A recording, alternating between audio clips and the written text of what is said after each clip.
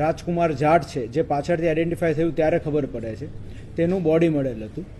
અને તેના વિશે જે માહિતી મળી તેના આધારે કુવાડવા રોડ પોલીસ સ્ટેશન દ્વારા સૌપ્રથમ એનું આઈડેન્ટિફિકેશન ન થાય ત્યાં સુધી તે બોડીને કોલ્ડ સ્ટોરેજમાં રાખવામાં આવેલું હતું અને સમય સૂચકતા વાપરીને પોસ્ટમોર્ટમ કરાવી અને તેના આઈડેન્ટિફિકેશન માટે ડીએનએ અને ફિંગરપ્રિન્ટને બધી જ જે કાયદેસરની પ્રક્રિયા જે છે તે હાથ ધરવામાં આવી હતી. ત્યારબાદ તેનું આઈડેન્ટિફિકેશન કરવા માટે થઈને કુવાડવા રોડ પોલીસ સ્ટેશન દ્વારા જે પ્રોસિજર્સ છે, જેમાં બ્રોડકાસ્ટિંગ અને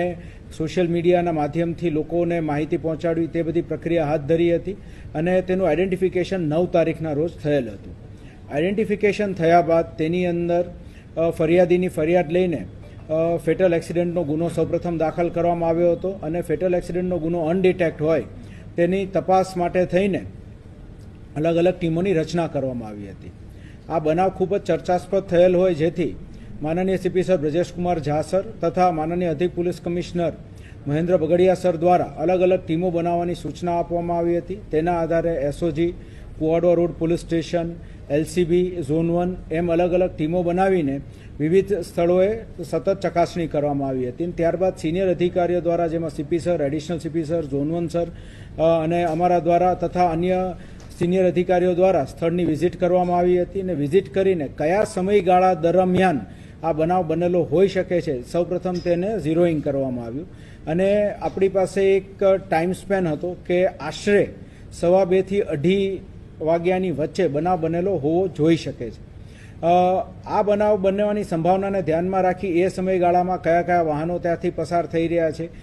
તેની તપાસ હાથ ધરવામાં આવી અને 150થી વધુ સીસીટીવી કેમેરાઓ એ જે 4 થી 5 કિલોમીટરનો વિસ્તાર છે તેની અંદર ચકાસવામાં આવ્યા. આ બધા સીસીટીવી કેમેરાને એ બધાની ચકાસણી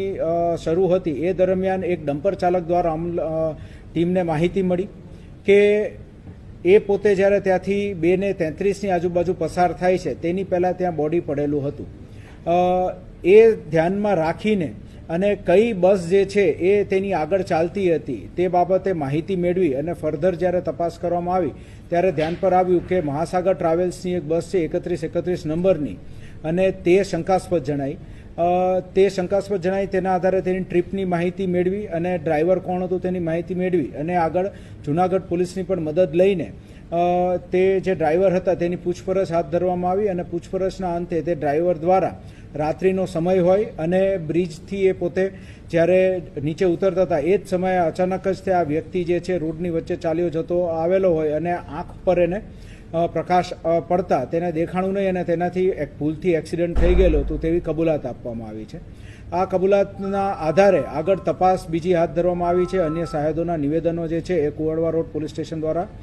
લેવાની ગતિવિધિ હાથ ધરવામાં આવી છે. બસ જે છે તેના ફોરેન્સિક એક્સપર્ટ દ્વારા ચકાસણી પણ હાથ ધરવામાં આવી છે અને આ બાબતે બીજું કોઈ એંગલ છે કે કેમ તેની પણ તપાસ જે છે એ રાજકોટ શહેર પોલીસ દ્વારા હવે આગામી દિવસોમાં કરવામાં આવશે. બસથી જ અકસ્માત થયો છે, આ વસ્તુ આપણને કઈ રીતે ખ્યાલ આવી? વાહન તો અનેક પસાર થઈ શક્યા હોય. એટલે બસથી અકસ્માત થયો હોઈ શકે છે તે આપણે એક સંભાવના જે હતી તેના આધારે એક શંકાસ્પદ બસ જેટલી પણ હતી તેના બધા જ માલિકોની અને ડ્રાઈવરોની પૂછપરછ હાથ ધરી અને તેના પૂછપરછમાં આ જે આપણા આરોપી છે તેના દ્વારા જે કબૂલાત આપવામાં આવી તેના આધારે ડિટેક્શન થયું.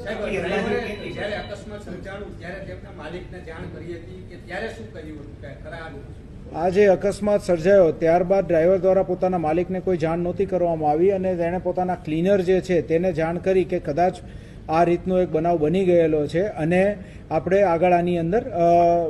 શું કરવું, તો એ બાબતે પછી તે લોકો અમદાવાદ ખાતે પહોંચીને પોતાના